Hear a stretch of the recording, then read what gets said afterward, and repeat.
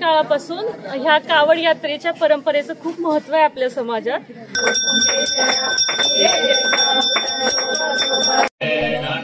आणि या छोटे छोटे जे श्रावण महिन्यातले जे कार्यक्रम असतात किंवा धार्मिक जे कार्यक्रम असतात त्यामधून एकत्रीकरण होतं आणि नक्कीच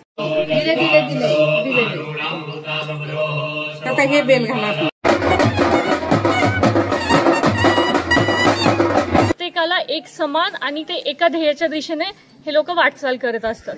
त्यामुळं ह्याचं आपल्या समाजासाठी आणि आपल्या हिंदू संस्कृतीसाठी खूप महत्त्व आहे।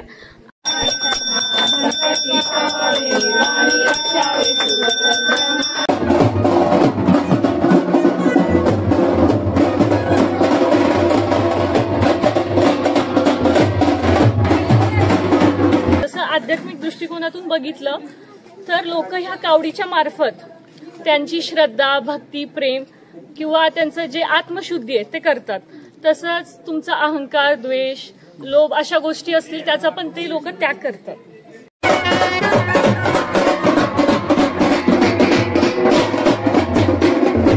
काय मागितलं महादेवाला? मागितलं काय नाही, जे दिलंय ते खूप दिलंय याच भावनेने, निस्वार्थ भावनेने देवाची। भगवान शंकराच्या उपासनेसाठी श्रावण महिना अतिशय प्रिय मानला जातो। श्रावण महिन्यातील प्रत्येक सोमवारी बेलपत्रासह भगवान भोलेनाथाची विशेष पूजा अर्चा केली जाते। धाराशिवच्या उमरगा शहरात एका घरात बेलीचे झाड वाढले तर त्या बेलीच्या झाडाखाली भगवान शंकराची स्थापना करून विविध धार्मिक कार्यक्रम घेतले जातात।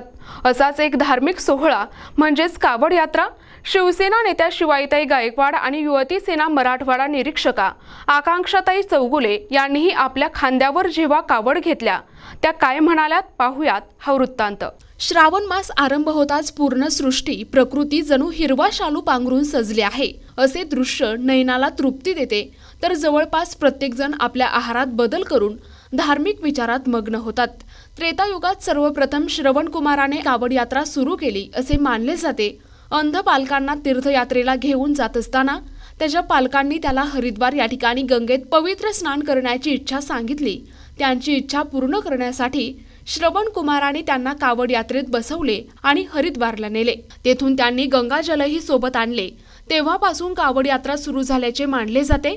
त्याचबरोबर समुद्र मंथनाच्या वेळी कावड यात्रेची सुरुवात झाल्याचेही मानले जाते। मंथनातून निघालेले विष प्यायल्यामुळे भगवान शिवांचा कंठ निळा पडला आणि तेव्हापासून त्यांना नीलकंठ असे म्हटले जाऊ लागले। यासोबतच विषाचा वाईट परिणामही शिवावर झाला। शिवभक्त रावणाने विषाचा प्रभाव दूर करण्यासाठी तपश्चर्या केली, शंकराचा जलाभिषेक केला। यानंतर शिव विषाच्या प्रभावातून मुक्त झाले असे म्हटले जाते। उमरगा शहरातील शास्त्रीनगर भागात राहणाऱ्या शिवभक्त भारताबाई परमेश्वर कटके यांनी आपल्या भागातील महिलांना एकत्र करत गेल्या 2 वर्षांपासून कावड यात्रेला सुरुवात केली आहे। येथील दिगंबर बलुसरे यांच्या घरात एक बेलीचे झाड मोठे झाले। झाडाला न तोडता त्यांनी या झाडाला आपल्या घरात एका सदस्यांप्रमाणे जतन केले। याच झाडाखाली 2 वर्षांपूर्वी भारताबाईंनी येथील महिलांना एकत्र करून महादेवाची स्थापना केली। आता या ठिकाणी दररोज महादेवाच्या पिंडीवर जल आणि बेलीचे पान वाहण्यासाठी भाविकांच्या रांगा लागत असतात असेही येथील नागरिकांनी सांगितले आहे। श्रावण महिन्यात तर दररोज पहाटेपासून विविध धार्मिक सोहळे या ठिकाणी मोठ्या भक्तिभावाने संपन्न होतात। दिनांक 6 ऑगस्ट रोजी शिवसेना नेत्या शिवाईताई किरण गायकवाड आणि युवती सेना विभागीय निरीक्षक आकांक्षाताई ज्ञानराज चौगुले यांच्या शुभ हस्ते पूजन करण्यात आले। त्यानंतर या कावड यात्रेला सुरुवात झाली। शिवाईताई आणि आकांक्षाताई यांनीही आपल्या उजव्या बाजूस खांद्यावर कावड घेऊन यात्रेत सहभागी झाल्याचे दिसून आले। आज आम्ही ते सर्वजण श्रावण महिन्यातील कावड यात्रा या सोहळ्यासाठी एकत्र आलेलो आहोत। खरं तर प्राचीन काळापासून ह्या कावड यात्रेच्या परंपरेचं खूप महत्त्व आहे आपल्या समाजात। म्हणजे ते आध्यात्मिक दृष्ट्या असेल किंवा सामाजिक दृष्ट्या असेल। जसं आध्यात्मिक दृष्टिकोनातून बघितलं तर लोक ह्या कावडीच्या मार्फत त्यांची श्रद्धा, भक्ती, प्रेम किंवा त्यांचं जे आत्मशुद्धी आहे ते करतात। तसंच तुमचा अहंकार, द्वेष, लोभ अशा गोष्टी असतील त्याचा पण ते लोक त्याग करतात। त्याचबरोबर सामाजिक दृष्ट्या जर बघायला गेलं तर ह्या यात्रेत सर्व लोक एक समानतेने जातात। जसं की कुठलीही जात पात, धर्म, वर्ग असं काहीच बघितलं जात नाही। प्रत्येकाला एक समान आणि ते एका ध्येयाच्या दिशेने हे लोक वाटचाल करत असतात। त्यामुळं ह्याचं आपल्या समाजासाठी आणि आपल्या हिंदू संस्कृतीसाठी खूप महत्व आहे.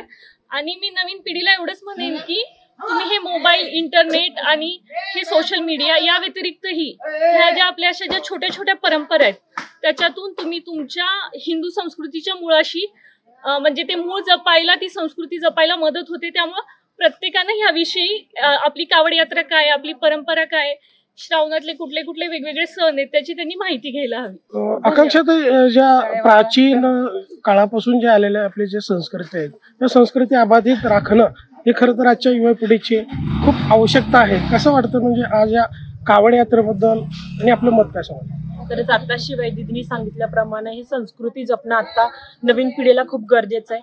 सगळ्यात प्रमुख कारण बघायला गेले तर समाजाने एकत्र येण्याचं हे सगळ्यात प्रमुख कारण आहे. आणि या छोटे छोटे जे श्रावण महिन्यातले जे कार्यक्रम असतात किंवा धार्मिक जे कार्यक्रम असतात त्यामधून एकत्रीकरण होतं आणि नक्कीच जे संस्कृती आपल्याला आहे ती जपणं खूप गरजेचं आहे. आणि हेच पुढे आपण वारसा आपण सगळ्यांनी घेणं खूप गरजेचं आहे. त्यासाठी अशा उपक्रमांमध्ये भाग घेऊन, सहभाग घेऊन आपण जपायला पाहिजे. आज देव ज्याला म्हटलं जातं महादेवांची पूजा आपण दोघांनी एकत्रित आरती करत काय मागितलं महादेवाला?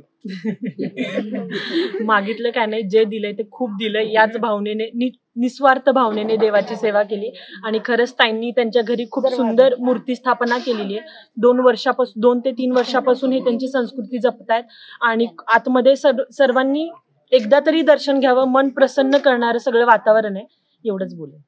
जवळपास 100 महिलांनी आपल्या खांद्यावर कावड घेऊन या यात्रेत सहभागी झाल्या होत्या.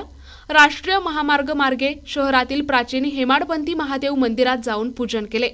भारताबाई कटके यांच्या संकल्पनेतून साकारण्यात येणाऱ्या या धार्मिक सोहळ्यात या प्रभागातील सुनंदा बलसुरे, वैशाली बलसुरे, मंगल माने, कमलबाई स्वामी, सुलाबाई दिवटे, उषाबाई टिळे, गोपिका खंडू कटके, अनुसया बिराजदार, भाग्यश्री जाधव, राजश्री माने, भारतबाई मुर्मे, लक्ष्मीबाई सूर्यवंशी, भाग्यश्री शिवाजी जाधव, भाग्यश्री बलसुरे, गुलाबा वायकर, शीतल कावळे, आशा कटके, पार्वती कटके, प्रियंका बिराजदार, प्रीती सूर्यवंशी, सोजरबाई कांबळे, वसुमती कांबळे, वर्षा माटे, शिवनंदा कुंभार, अरुणा पवार, शीतल हिरे, शोभा गंगथडे, मीना चुगे, प्रीती वाजगी, अबोली गजाकोस, प्रियंका खडपे, विजय लक्ष्मी पदगे, सरोजा जवळगे, रेखा माळी, मुक्ता नांगरे आदींसह इतर महिला सहभागी झाल्या होत्या. प्रतिनिधी सचिन बिद्री, NTV न्यूज मराठी, उमरगा, धाराशिव.